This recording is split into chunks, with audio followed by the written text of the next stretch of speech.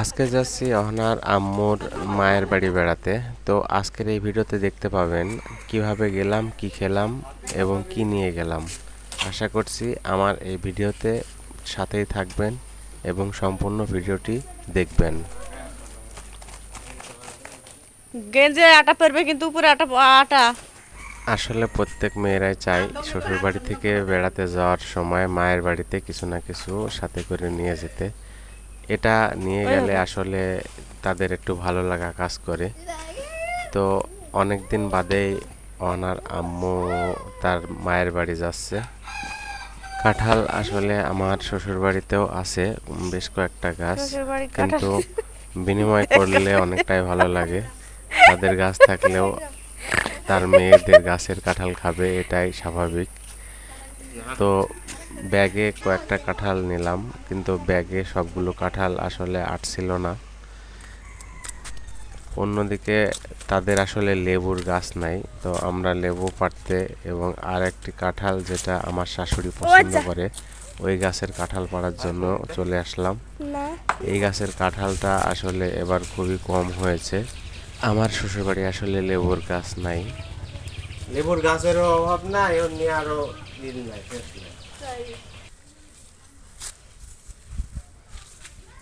কয়টা খেলে দিদি?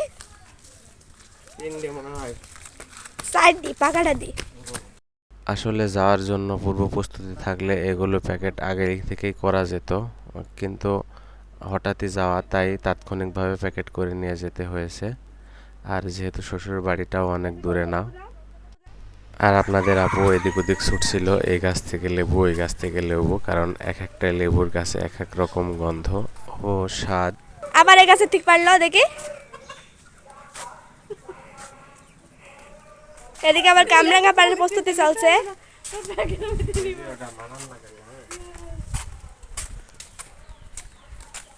কামরাঙ্গা তো দেখাই যায় না ক্যামেরাতে। রোদের ছোট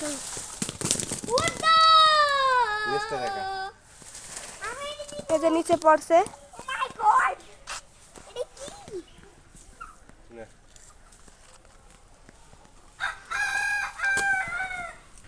কামরাঙা আসলে আমাদের পরিবারে কেউই খায় না। টক খাওয়ার প্রবণতা আমাদের পরিবারের সদস্যদের খুব কম। এখানে কিছু কিছু কামরাঙা গাছে থেকে পেকে পড়ে যায়, সেগুলো গরুকে খাওয়ায় এবং কিছু ছেলেপেলে খুঁটে নিয়ে যায় খায়। আর মাঝে মধ্যে কিছু বিক্রি করা হয়। তো ভাবলাম খালি হাতে যাওয়ার থেকে কিছু নিয়ে গেলে হাতটাও ভারী হলো, তাই ওখানে কিছু কামরাঙাও নিয়ে নিলাম আমরা। এত কিছু নিয়ে যাবা, তারপরেও বলবা যে এই হলো না, এ দিল না, তা দিল না।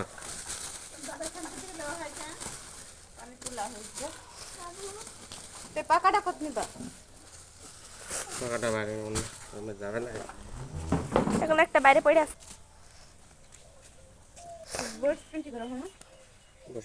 আমি বসতে পারবো কিন্তু আমি ইন্টারনেট ঘাটো।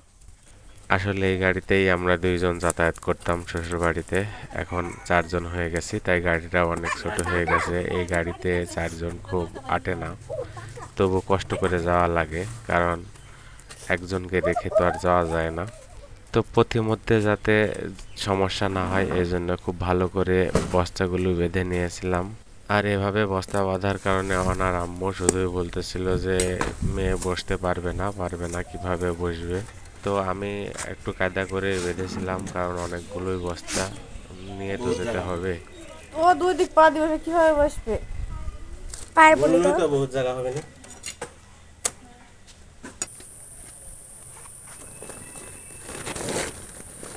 তাহলে ওই যে ওই ব্যাগ বাদ দাও, দিয়ে মুরগি এর ভিতরে বসে না। হ্যাঁ হয়ে যাবে। মুরগি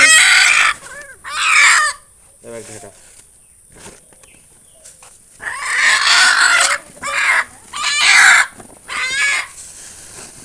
মুরগি খালি কাটা খাবে না।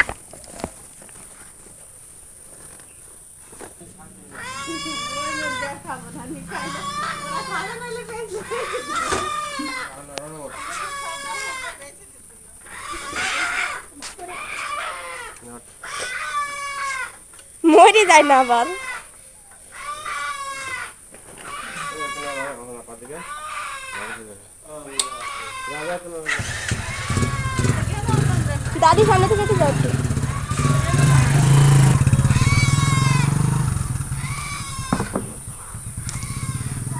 আম্মু কোথায় যাচ্ছি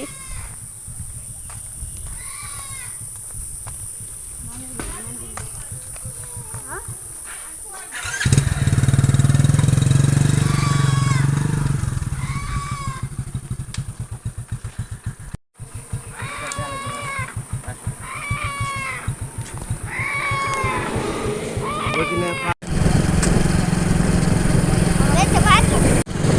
চলে যাইছি টাটা শ্বশুর বাড়ি মধুরহারি মোটর সাইকেলে পর আছি গায়েস এই যে সামনে ছেলে 4 জন আছি মোটর সাইকেলে খুব মজা বাই বাই পরে কথা হবে ইনশাল্লাহ তো ওখানে গিয়ে কি খাওয়া দাওয়া করেছিলাম সেটা পার্ট 2 তে দেখতে পাবেন